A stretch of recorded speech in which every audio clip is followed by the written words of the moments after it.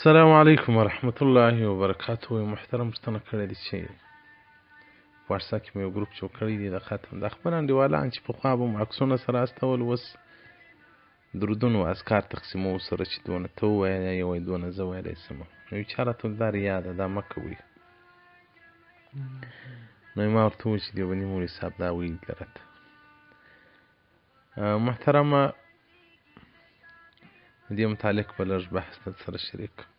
ما نه غوښتل چې پر دې باندې بحث وکړم بیا فراغت باندې، ځکه نو مې دا غاښ ډاکټر را داسې کړی دی چې نو غاښ مې نشه نه اخیسته. ما چې دغه په دغه خوږېدم باندې یې راسموي، هغه اخر سره پوه شو چې غاښ نشه نه اخلي، د غاښ دننه کچره نیولې ده. نو دا چې مسله مهمه ده، الله جل جلاله په قرآن عظیم شان کې د اخرې سپارې په اخرني صورت کې من الجنة والناس د دې آیات ترجمه هم داسې ده: قل ووایه اعوذ برب الناس، پناه غواړم په الله سره، راځه راځه من الجنة والناس، له هغه شیطانانو څخه چې که د انسانانو څخه وي او که د پیرانانو څخه. یو انسي شیطانان دي، یو جني. انسي شیطانان بس دغه دي، دا بدبویه خلک، دا مه کوه، دا بدعت ده، دا مه کوه، دا ریا ده، دا مه کوه، دا خرافات دي. خپله نو د یو سړی څه ورته ووایي. نو زه نه پوهېږم چې دی هوښیار دی که رسول الله صلی الله علیه وسلم هوښیار دی، دی د امت په غم کې دی که رسول الله صلی الله علیه وسلم د امت په غم کې دی. رسول الله صلی الله علیه وسلم څه راته وایي؟ عن ابي هريره او ابي سعید قال رسول الله صلی الله علیه وسلم برک. دغه دوه صحابه کرامو ویلي دي چې رسول الله صلی الله علیه وسلم برک څه ویلي دي: لا يقعد قوم يذكرون الله، یو قوم نه کښېني چې ذکر سره وکړي.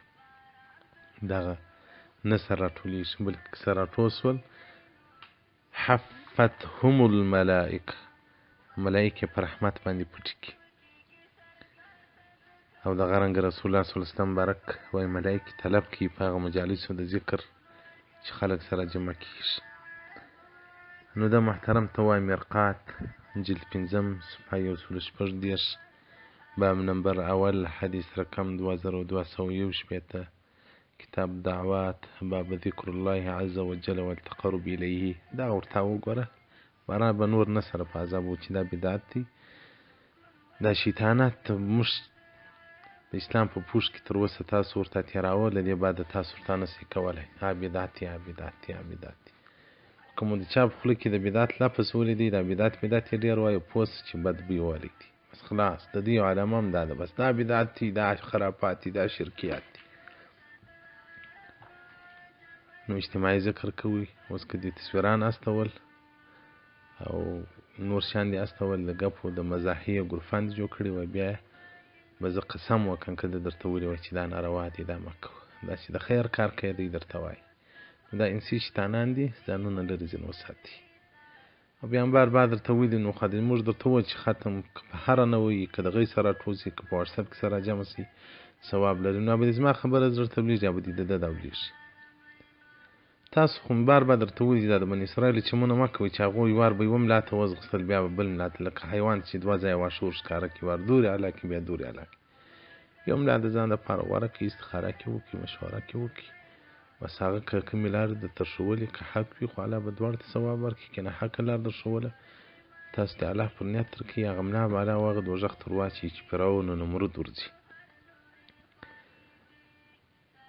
دا تر هر چا سر مه لاندې کوئ.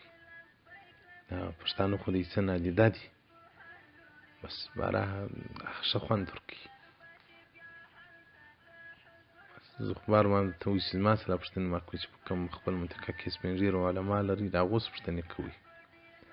موږ صرف دا خلکو دپاره چې هغه په خارج کې دي بیخي مخ د دې شیانو سره مخامخ شي، سړی په کافر کېږي. نو موږ دا یو واټساپ طریقه ورته برابره کړې ده چې هغه د کفر را وګرځېږي، د حرامو څخه ښکاره را وګرځېږي. نور ضروريات تاسې د کلو په علماو باندې حل کوي. والسلام علیکم ورحمة الله وبرکاته.